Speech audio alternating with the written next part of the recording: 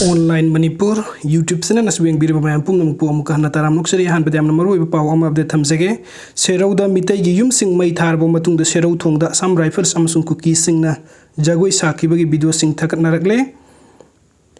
serau da leiramba mitai gi yum mayam mai thar ro matung da serau thong da sam rifles sing amsung cookie sing na haraw phongdok bagi jagoi sakhi badu mobile phone da mathang thakat narak pa yaure haina serau makha lekai dagi lanjenarak tuna hojik Lamboy khong nang khong da hangdok libi relief camp da leirak libi mayang lambam ongbi binodani na phongdorak li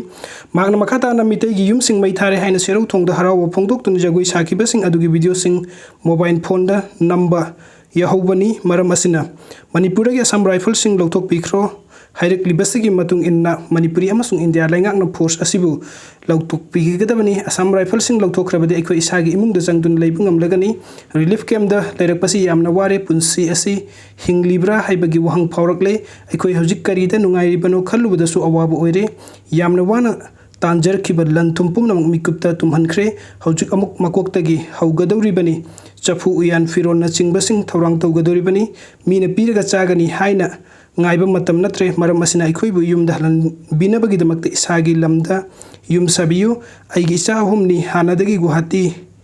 da ani lerakpani isa amana Bangalore da mahi masin tamlakpani makhoigi certificate amasung marksheet sing lauthokadabasu sel leitabadagi lauthoktre isa singbu awang bathakta mahi tamhalakpani adubu hojikti isa semba ngambagi thauna leitre maram asina leingakna isa singge mahi masin makha tana tambada mateng pangbiyu haiki Mangkriba lanthum mai chakriba yumsing asi sahi tarasu nomduna talabasu mengkhatpa ngamlaroi phibam asi aiha khaktagi nate masibu mayuk nariba Manipur gi miyam pumna makini aikoi gi irei chasing amsung state force punsin naraga ku gi militant sing takthok khrasi Manipur asi makhoi gi maram nate makhoi gi maram da halhan khisi haina su phongdorakhi lan thorak tringai mamang da haksang kalingai da lanthum tanbang haktani hojikti halsu osilakpa gar loinana Yumtak kaitak kibasi oisilak laga kadi karam bathabuk suga dari bano hangki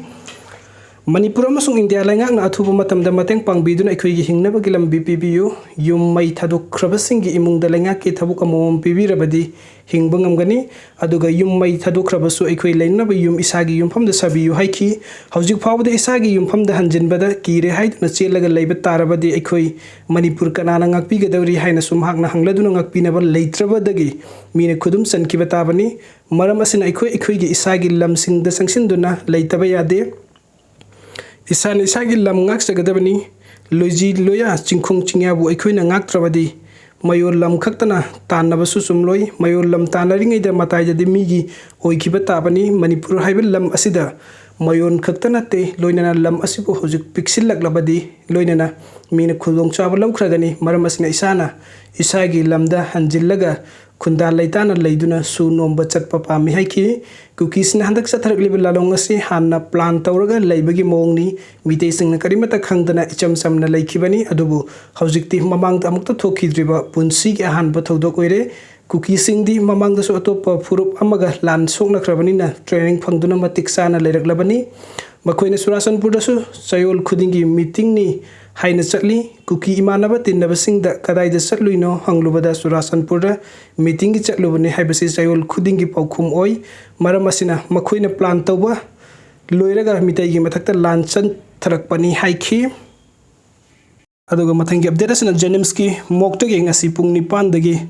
puthoraklagni miyamna athobagi haksang da laikatminasi JSA against the brutal killing of Yangkhom Jiten Haukiba September gi tang 9 da palen gi thodokta miyam gi damakta mangjil thana chatkraba Kaksing Chumnang laikai Sambalai pareng tagi athoba Yangkhom Jiten Singha sahi nifugamapan son of Yangkhom Atu Singha and the Yangkhom Ongbi Maipak Devi miyam da sak taksari maki loina bi Yangkhom Ongbi Manitumbi Devi su kidney namakhakna hingliba miyuni Masanupa Yangkhom Rakesh sahi 13 masanupi ani leire amadi masanupi Yangkhom Rakhi sahi 15 yum pankre hairi laikhidraba athoba Yangkhom Jiten laikai da nongmagi harte hate afang ba thabuk suraga chamna hingjaba miyoni hairi athobagi thawai yaudraba sangsi miyam punna ikai khumnabu utminnasi special thanks to Mayang Longbom Gambir convener JC Naurem Jack Chan and the Naurem Venkat source ase singjamai 360 dagi lothokchabani aduga mathangi update asna Kashmir da khutok nabda army officer ani lanmi ama police officer ama sire Jammu and Kashmir gi Anantnag district terrorist सिंह खुथोकनाबदा army की Rashtriya Rifles की unit की major colonel Jammu and Kashmir की deputy superintendent of police सीरे है official सिंह फोंदोकनरकली colonel Manpreet Singh major Ashish Dhonchak deputy superintendent of police Humayun Muzammil बाद खुथोकनाबा सीखीबनी कर्नल मनप्रीत सिंह सही 13 राष्ट्रीय राइफल्स 13 RR यूनिट की कमांडिंग ऑफिसर ने Rashtriya Rifles Jammu and Kashmir operate तौरीबा आर्मी की काउंटर इंसर्जेंसी फोर्स ने पुलिस ऑफिसर आर्मी ऑफिसर अनीदुगी हक्सांग अंतनाग डिस्ट्रिक्ट की कोकेरना तक लेबा असुक उमंगदगी फंखी आर्मी की 35 corps commander lieutenant general Rajiv Ghai Jammu and Kashmir police की डायरेक्टर जनरल दिलबाग सिंह चथकिबा ऑपरेशन हक्सांग सिंह अदुबु लौथोकपगी थबुक यंगसिननब खुथोकनाफम अदुदा संगसिनखिबा मकोक थोंबो ऑफिशियल सिंगी मनुंगदे यावखि थौदोक थोकलिबा मफम अदु चथरिबा सर्विलेंस इवाक्युएशन की ऑपरेशन अदुदा आर्मी की चीता हेलीकॉप्टर सिजनखी सोर्सिंग हाइबदी टेरोरिस्ट सिंग लेरे हाइबा अककनब पाव अम फंगबदगी आर्मी पुलिस ना हौखिबा अहिंग अथेंगबदा जॉइंट ऑपरेशन अम चथखि कमांडिंग ऑफिसर अदुगा लोइना जम्मू एंड काश्मीर पुलिस की डिप्यूटी सुप्रिंटेंडेंट अमना लुसिंगबा ट्रुप सिंग द टेरोरिस्ट सिंग ना नोंगमै कापसिलखि मदुद ऑफिसर अहुम अदु फिबम लूना सोखि अहेनब फोर्सिंग खुदक मफम अदुदा थाजिनखिबा ओइरबसु असांग कोम अमगी खुदोंचाब मफम अमदा लुमलगा लेखिबा टेरोरिस्ट सिंग नोंगमै कन्ना कापसिलकपना मरम ओइदुना असोकपसिंग अदु खुदक मफम अदुदगी पुथोकप ngamkhide मसी हौखिबा पुंग 12 की मनुंगदा थोखिबा अनि सुब खुथोकनबगी थौदोकनि ममांगदा JNK की राजौरीदा टेरोरिस्ट सिंग कन्ना खुथोकनबदा लानमी सीखी सिक्योरिटी फोर्स की पर्सनल अहुम सोकी हाइन पुलिस फोंदोरखी थौदोकसिंगदुना पुन्ना आर्मी पर्सनल अहुम अमदी पुलिस पर्सनल पुन्ना मखोई मरी सीखीबनी हाइरी